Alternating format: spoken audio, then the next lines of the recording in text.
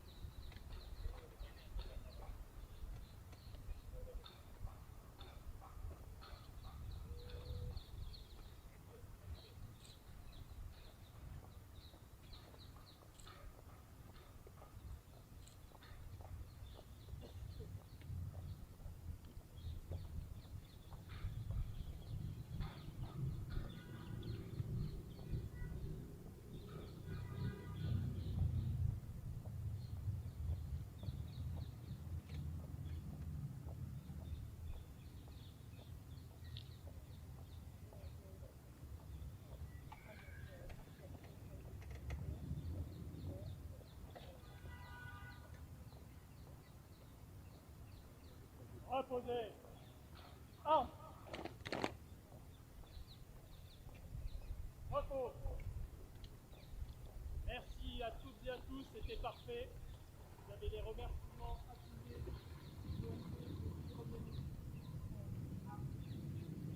Ensemble. Oh.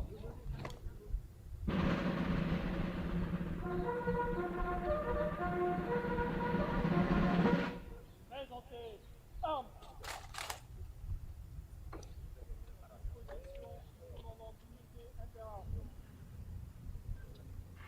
Yuk sana yuk, pas dah.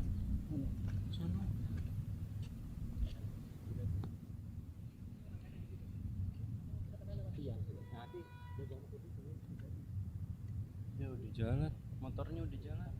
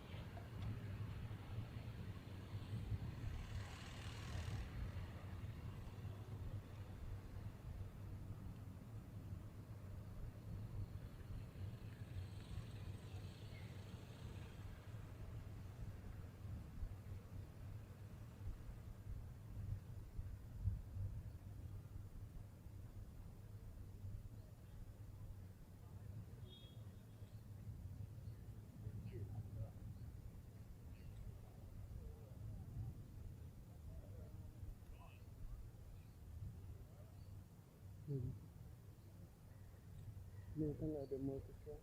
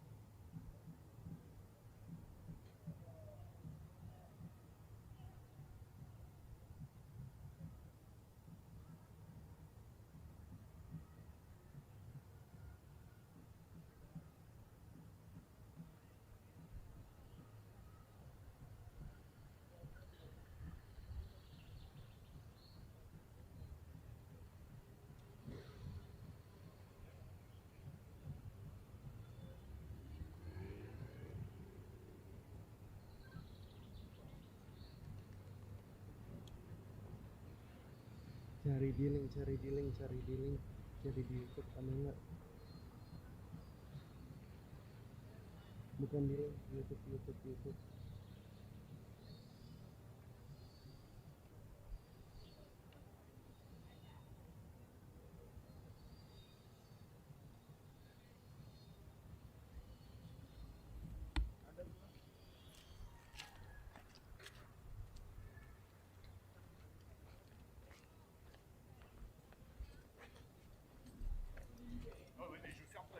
Oui, non, mais évidemment, mais si. Je ne ferme pas. Merci bien.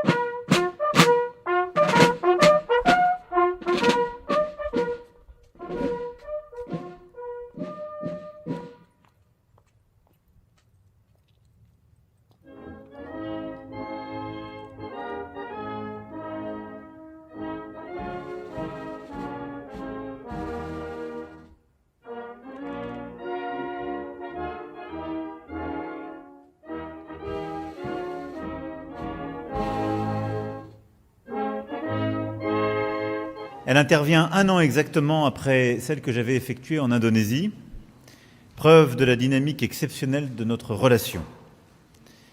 Et cette dynamique s'appuie sur une amitié ancienne entre nous, entre nos deux pays, et une transformation profonde de cette relation durant les dernières années.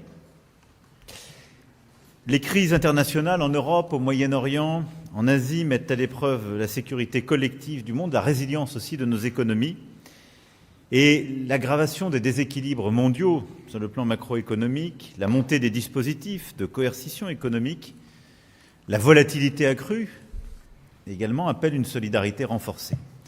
Et je dirais que ce constat n'a fait qu'accroître la vision stratégique qui est celle de la France depuis 10 ans et qui a présidé à l'approfondissement de nos relations ces dernières années. Nous sommes convaincus qu'en Indo-Pacifique, il y a une stratégie, une troisième voie à poursuivre, qui n'est la vassalisation à aucune des deux grandes économies mondiales, mais de manière pacifique la volonté de bâtir un chemin d'indépendance. Et nous sommes convaincus qu'il y a à construire entre l'Indonésie et la France, entre nos régions, une coalition d'indépendants, c'est-à-dire de pays qui veulent rester souverains, qui veulent commercer avec tous, qui veulent continuer à produire, à créer, mais qui ne veulent pas tomber dans la dépendance exclusive à l'égard de telle ou telle grande puissance, qu'il s'agisse de minerais critiques, de terres rares, de matières premières ou que sais-je. Et donc à cet égard, l'Indonésie est un partenaire majeur de l'Indo-Pacifique, de cette consolidation de nos souverainetés, et je sais que c'est la conviction profonde aussi du président Prabowo.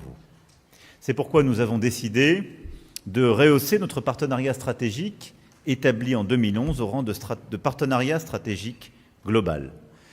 Nous l'avons renforcé par des choix extrêmement forts ces dernières années et nous continuons d'avancer à l'occasion de cette visite en diversifiant ce partenariat. D'abord dans le domaine de la sécurité et de la défense. L'Indonésie et la France sont unies par un partenariat d'exception qui nous permet très concrètement de renforcer nos souverainetés respectives, d'avancer aussi sur les métiers les plus technologiques et industriels. La livraison au cours des derniers mois des premiers avions de combat Rafale, acquis par l'Indonésie, l'illustre tout particulièrement. Nos échanges aujourd'hui témoignent aussi de notre volonté de poursuivre dans cette voie et nous développons l'ensemble aussi des partenariats qui ont été esquissés. Nous allons renforcer nos actions de formation, de coopération sur le plan opérationnel. Nous avons multiplié les exercices conjoints, certains auront lieu dans les tout prochains mois, notamment à la faveur de la mission Pégase de septembre 2026.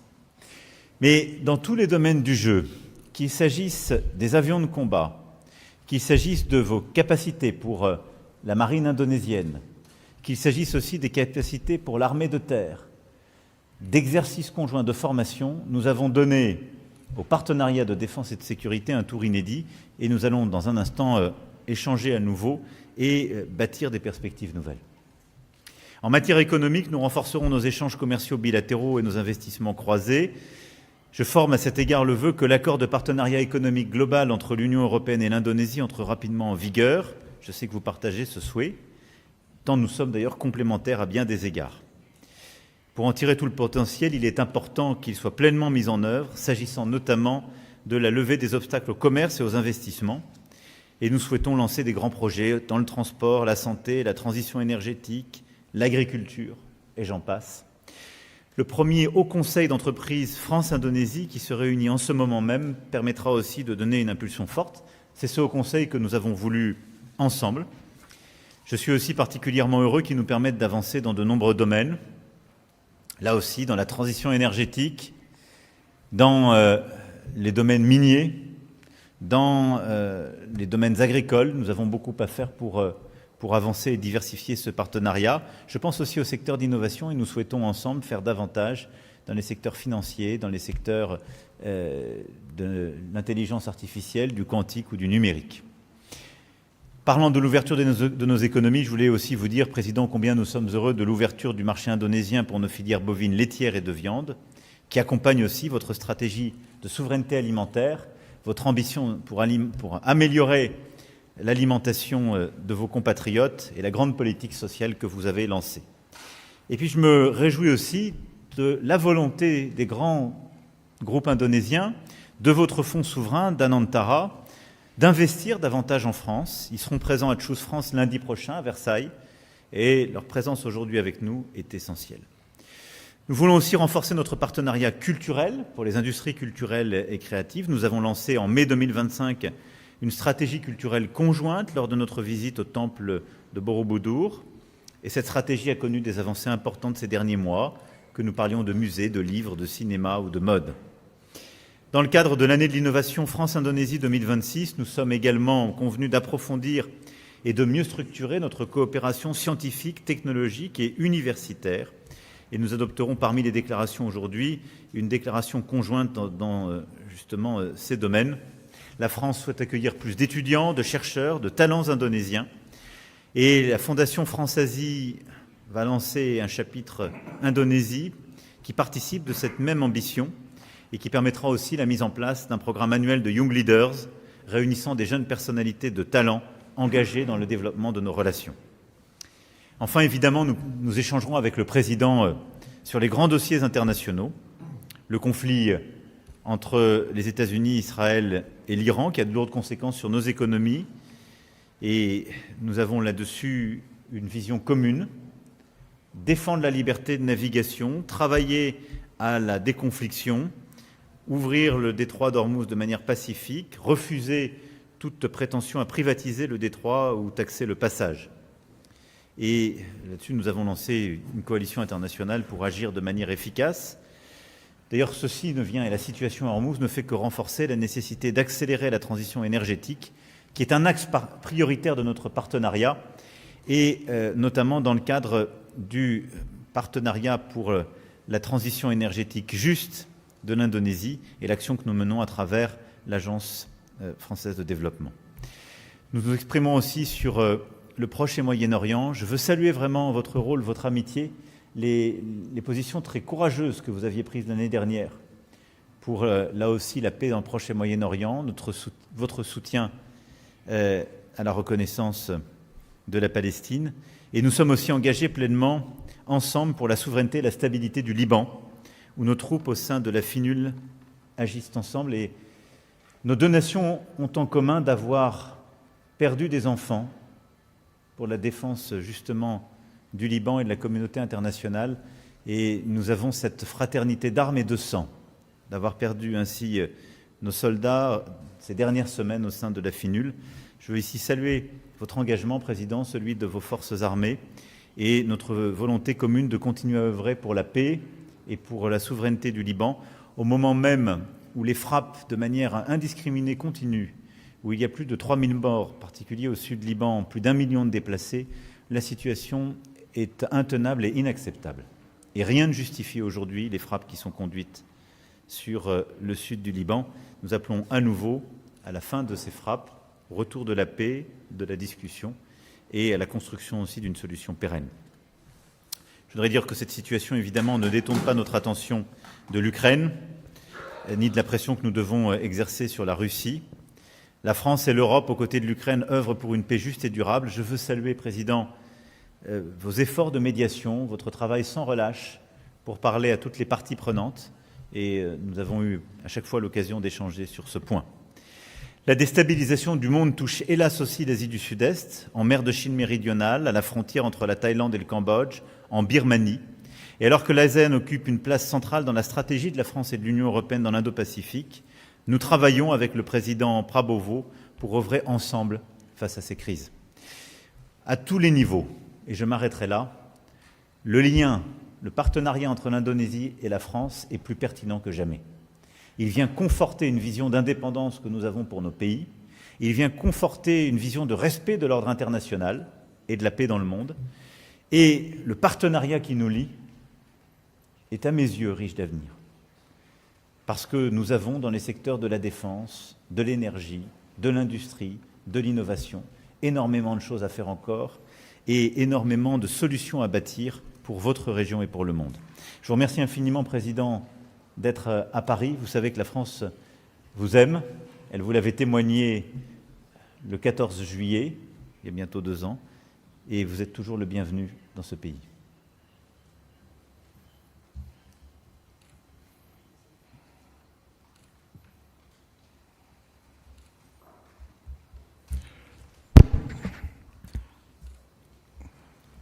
Yang saya hormati,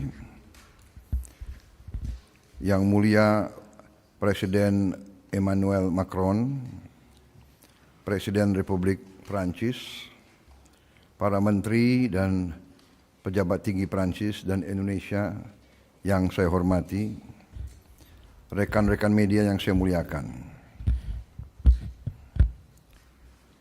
Salam sejahtera bagi kita sekalian, bonjour,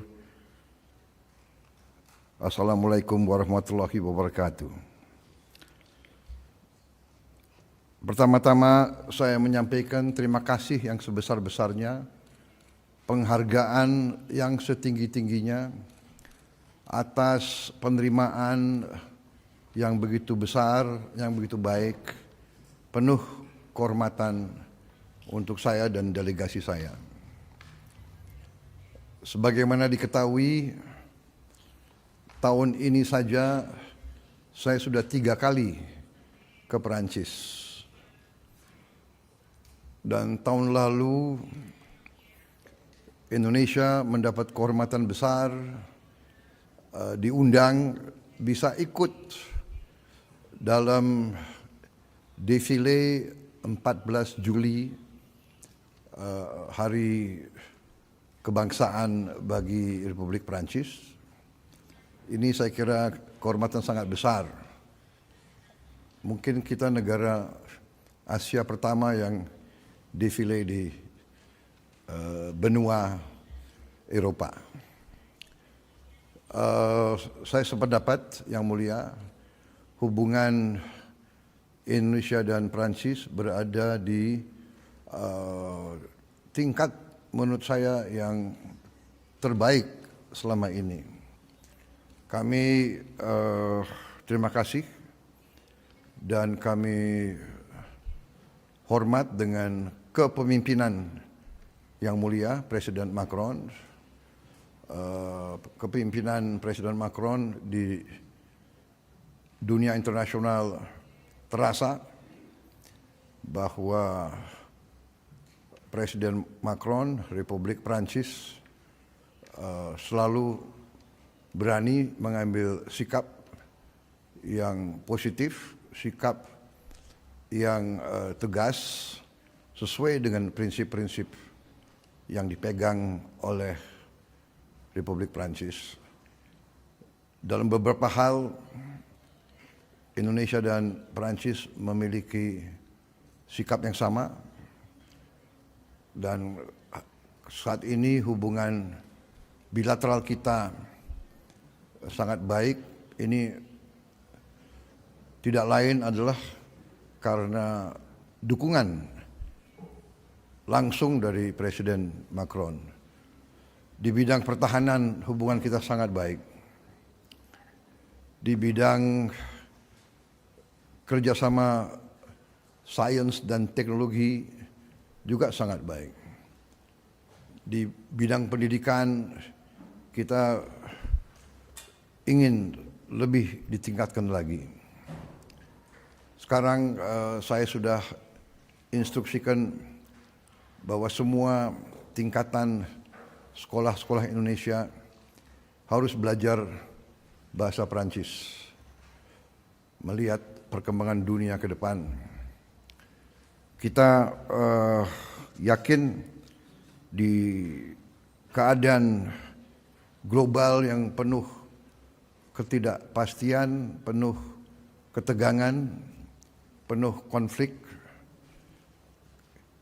kedua negara kita bisa mainkan suatu peranan yang positif.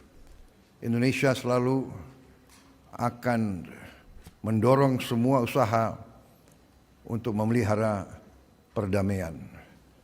Di dunia sekarang, di mana bumi sudah semakin kecil karena sains dan teknologi, perang dan konflik tidak mungkin membawa kebaikan untuk siapapun. Karena itu kami sangat gembira bahwa kita sekarang sudah punya comprehensive strategic partnership, dan kita tentunya akan lihat dalam saat yang mendatang kerjasama yang lebih konkret, lebih seimbang, dan lebih berdampak. Kita dalam hari ini saya kira akan membahas beberapa isu-isu penting. Kerjasama di bidang pertahanan, energi bersih, pendidikan, research, dan pelaksanaan perjanjian Indonesia European Union SEPA. Kami terima kasih dukungan Presiden Macron untuk mempercepat perkembangan ini. Kita ingin tingkatkan kerjasama ini, meningkatkan investasi di kedua negara, dan saya sangat gembira dan menyambut baik pembentukan France-Indonesia High Level Business Council. Ini saya kira sangat penting dan kita akan sangat gembira dengan partisipasi dan kehadiran perusahaan-perusahaan Prancis terus di ekonomi Indonesia, dan Prancis sebagai pemimpin Eropa akan terus memainkan peranan yang sangat penting di kawasan Asia Tenggara. Saya sependapat dengan Presiden Macron bahwa stabilitas Timur Tengah sangat penting dan akan berdampak langsung pada kondisi energi dunia dan rantai pasok global. Karena itu, perdamaian di kawasan Timur Tengah menjadi kepentingan kita bersama. Saya juga sangat gembira bahwa Prancis salah satu pelopor yang mengajak banyak negara di Eropa dan di Barat untuk mendukung solusi dua negara, kemerdekaan Palestina. Indonesia tetap berpandangan tidak mungkin ada perdamaian di Timur Tengah tanpa solusi dua negara, tanpa keadilan bagi rakyat Palestina. Yang mulia, sekali lagi terima kasih atas sambutan yang begitu baik untuk saya dan delegasi saya, dan diskusi kita saya yakin akan membawa hasil yang baik. Indonesia memandang Prancis dan Eropa sebagai kekuatan dunia yang penting, dan kami ingin melihat peran Prancis dan Eropa semakin kuat, semakin kokoh, sehingga kita bisa kerjasama dalam keadaan dunia yang multipolar. Kami yakin bahwa keadaan multipolar itu akan membawa keadaan seimbang dan akan mendukung perdamaian dunia. Jadi yang mulia, sekali lagi saya sangat gembira hari ini. Sewaktu saya masih muda, tiap kali saya ke Paris saya selalu ke Invalides. Hari ini saya diterima dengan kehormatan yang begitu besar. Terima kasih sekali lagi. Semoga Indonesia dan Prancis terus melangkah maju dengan arah yang jelas, komitmen yang kuat. Terima kasih. Merci beaucoup. Mesdames et messieurs. Merci beaucoup. Terima kasih. Terima kasih.